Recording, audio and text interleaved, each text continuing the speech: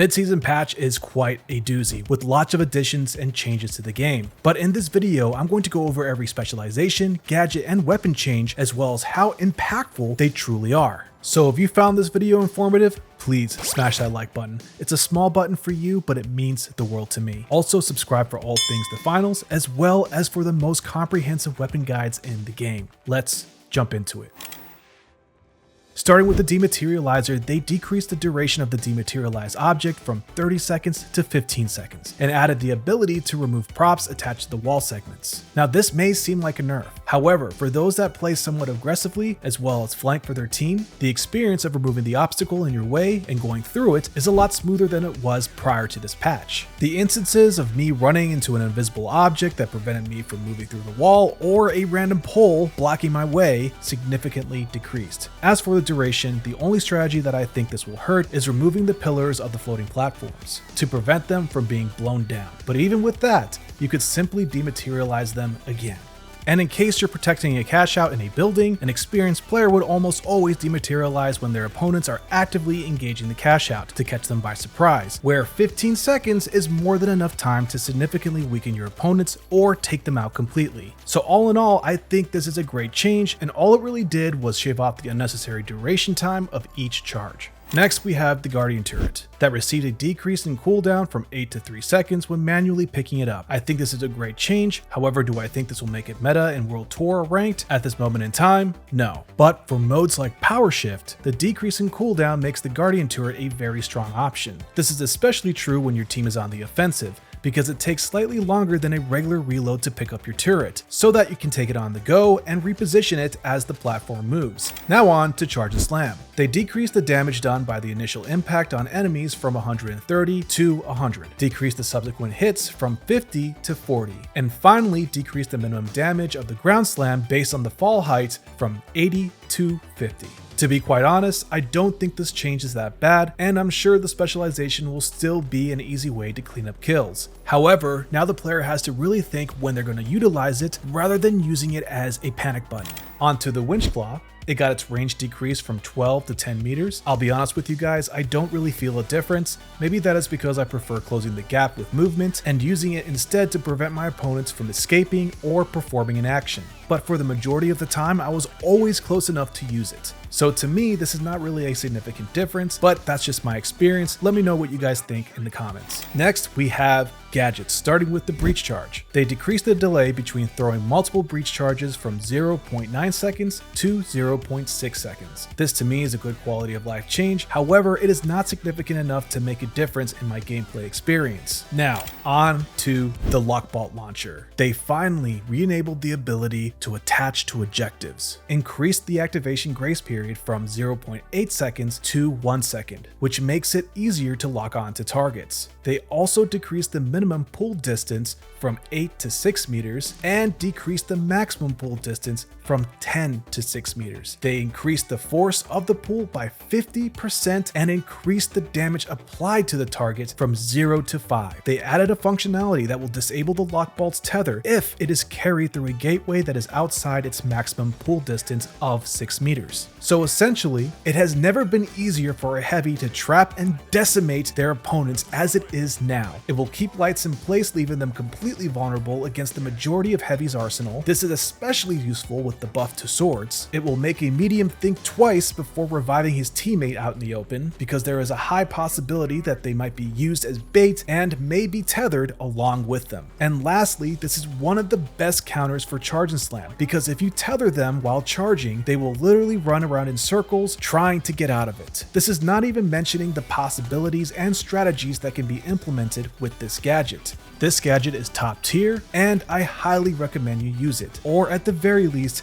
have it in your reserves. Now we're finally on to the weapons, starting with Cerberus. They increased the damage from 9 to 10 per pellet and slightly decreased the size of the pellet distribution, making the weapon more accurate. They decreased the reload time for reloading one cartridge from 2.2 seconds to 2.1 seconds, two cartridges from 2.4 seconds to 2.25 seconds, and all three cartridges from 2.6 seconds to 2.45 seconds. Now, as much as I want to say this is amazing, and I have every incentive to do so because I literally poured countless of hours making a guide for this weapon, I need to say that I feel the Cerberus still needs more. Well, yes, I found myself consistently eliminating more lights, I was still left wanting more when engaging mediums and heavies, leaving them one-shot the majority of the time, and on top of that, I still have to run double movement, as well as demat because for most engagements, I have to do some initial poke damage, reload, reposition, and then go back to re-engage so that I can ensure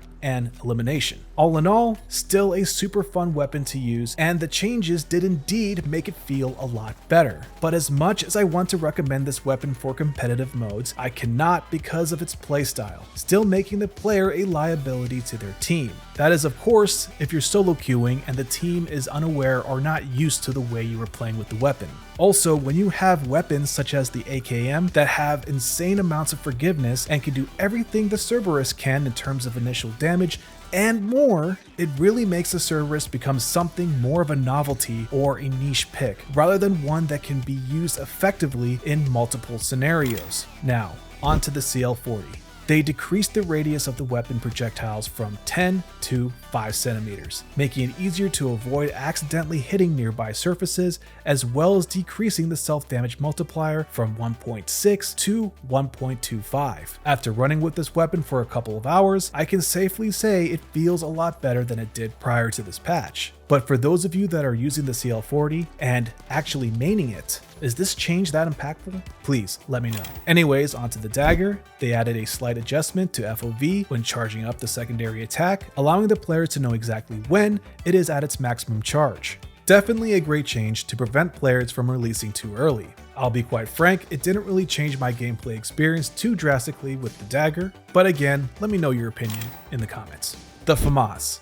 Let's just be honest, we all knew this day was coming. They decreased the fire rate from 230 to 220 RPM, as well as the damage per bullet from 24 to 23. Now these changes are very slight, but for anyone that mains the FAMAS, it's a noticeable difference. Regardless of the nerf though, it is a phenomenal weapon still, and can shred if you're accurate. However, now it is brought back in line with the FCAR and AKM, thus giving players some variety when it comes to assault rifles once again. There is one thing that worries me though, because of the buff for the next weapon I'm going to talk about. Because the FAMAS was one of the few weapons that prevented this weapon in Season 4 from completely annihilating the competition.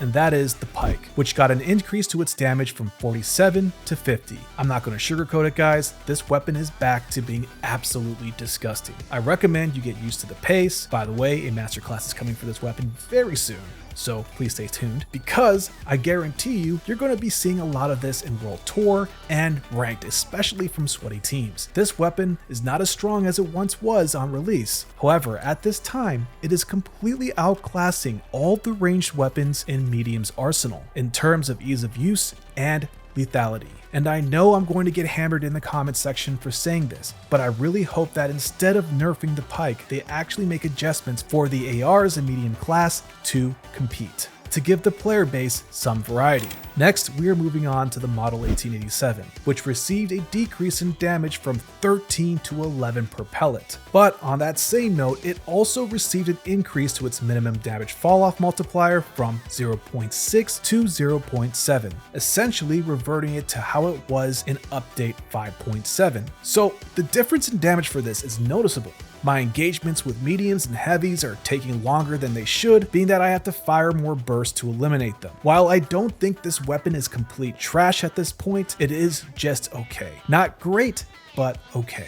I feel that this change might have been a way for the Cerberus or even Revolver to shine, and that strategy would have worked if guns like the AKM and Pike did not exist. The AKM for its forgiveness and TTK that matches the 1887 easily, and the Pike for its sheer damage at all ranges. But then again, I'm not a dev and I probably am not seeing the bigger picture they're striving for. Anyhow, the next nerf we're going to see is with the LH1. They decreased the damage from 48 to 46, as well as the fire rate from 280 RPM to 270 RPM. I'm going to be completely honest with you guys, these changes were very slight and I did not really feel a difference when using it. I prefer to shoot the weapon around this RPM anyways, and if you watch my masterclass, which by the way I've linked in the right hand corner of the screen, you would already know that.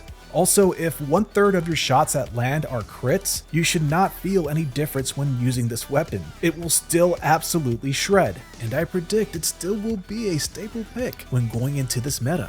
Next, we have the sniper, aka the SR84. They decreased the bolt action animation duration from 1.25 seconds to 1.05 seconds, slightly increasing the fire rate of the sniper and increased to the damage from 115 to 118 per bullet. I'm going to assume this is for body damage and not headshot damage. Unfortunately, this is not enough to two-shot a medium to the body, however, it is enough to one body and headshot a medium.